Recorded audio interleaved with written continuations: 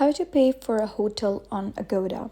Hello guys and welcome back to the channel. In today's video I'm going to give you a step-by-step guide on how you can complete your hotel booking and make a payment on Agoda using iOS, Android or a computer. In this tutorial I'm using an iOS device.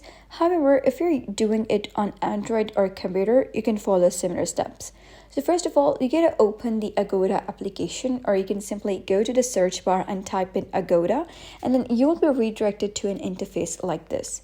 You're going to click on the search bar over here and select any country or city where you wish to visit. For example, I'm going to click on Bangkok, Thailand over here, and then you're going to select your check-in and check-out dates.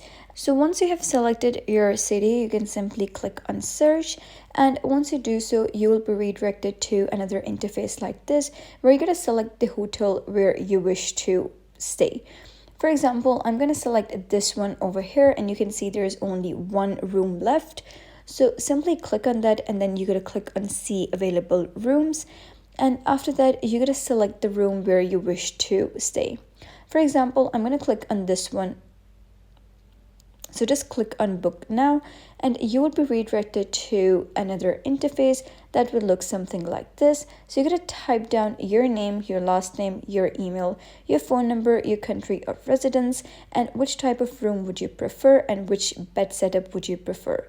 And after that, you're going to click on next final step. You're going to scroll down and see the pricing scheme. And after that, you're going to type down your payment method, select the card that you wish to pay from. And after that, you can type down your card credentials such as the expiry date, the ID card number and everything, and then simply click on book now. So that is basically how you can pay for a hotel on Agoda. So if you found this guide helpful, give it a thumbs up and don't forget to subscribe for more helpful tutorials. I'll see you in the next video.